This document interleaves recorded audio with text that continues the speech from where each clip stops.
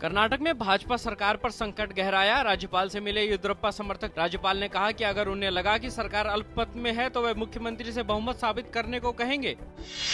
कर्नाटक के मुख्यमंत्री जगदीश शेट्टर ने की राज्यपाल से मुलाकात। कहा कि उनकी सरकार के पास है पूर्ण बहुमत। भाजपा के कर्नाटक प्रभारी धर्मेंद्र प्रधान ने कहा कि कर्नाटक में हो रही राजनीतिक उथल पुथल पर है पार्टी की पैनी नजर। सूचना एवं प्रसारण मंत्री मनीष तिवारी ने कहा कि कर्नाटक में जो भाजपा का नाटक चल रहा है, जनता उससे त्रस्त हो चुकी है। मनीष तिवारी ने उम्मीद जताई कि आगामी विधानसभा चुनाव में कांग्रेस को पूर्ण बहुमत मिलेगा और वह कांग्रेस की सरकार बनेगी। अमेरिका ने कहा, मुंबई हमले की साजिश में मुख्य भूमिका निभाने वाले आतंकवादी डेविड हेडली को सजा सुनाए जाने के बावजूद उसे भारत प्रत्यर्पित किए जाने की है संभावना बरकरार।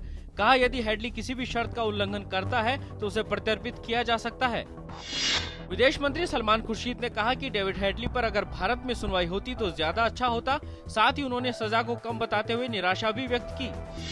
केंद्रीय गृह सचिव आर.के. सिंह ने कहा कि डेविड हेडली के प्रत्यर्पण की भारत की मांग है बरकरार। गृह सचिव ने हेडली की सजा पर कहा कि मुंबई हमले के लिए उसे फांसी की सजा मिलनी चाहिए।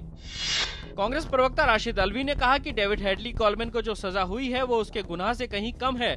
उन्होंने कहा कि डेविड भारत का मुजरिम है और उसे भारत को सौंपना चाहिए। भारतीय जनता पार्टी ने भी हेडली के भारत प्रत्यर्पण की मांग की है। पार्टी प्रवक्ता राजीव प्रताप रूडी ने कहा कि चूंकि हेडली मुंबई हमले का दोषी है, इसलिए अमेरिका को हेडली को भारत को सौंपना चाहिए।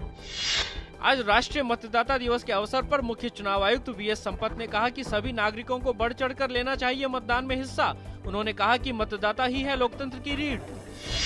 शेयर बाजार में उछाल। सेंसेक्स 180 अंक चढ़कर 20,104 पर पहुंचा।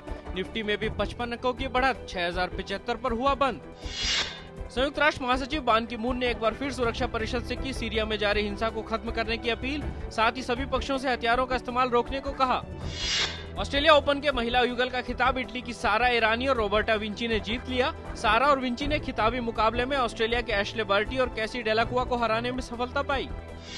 आईसीसी की ताजा टी20 रैंकिंग में भारतीय क्रिकेट टीम ने तीसरे पायदान पर अपनी मौजूदगी कायम रखी। भारतीय टीम 119 अंकों के साथ तीसरे स्थान पर है। वहीं श्रीलंका 127 अंकों के साथ शीर्ष पर और टी20 विश्व चैंपियन वेस्टइंडीज 122 नंबर के साथ दूसरे स्थान पर है। अभिनेता और निर्देशक कमल हसन अपनी फिल्म विश्वरूपम के प्रदर्शन पर प्रतिबंध के खिलाफ कानूनी रास्ता अपनाएंगे। उन्होंने कहा कि हमें सांस्कृतिक आतंकवाद को रोकना होगा। गौरतलब है कि तमिलनाडु सरकार ने मुस्लिम संगठनों के विरोध के बाद कमल हसन की फिल्म विश्वरूपम पर प्रतिबंध लगा दिया है।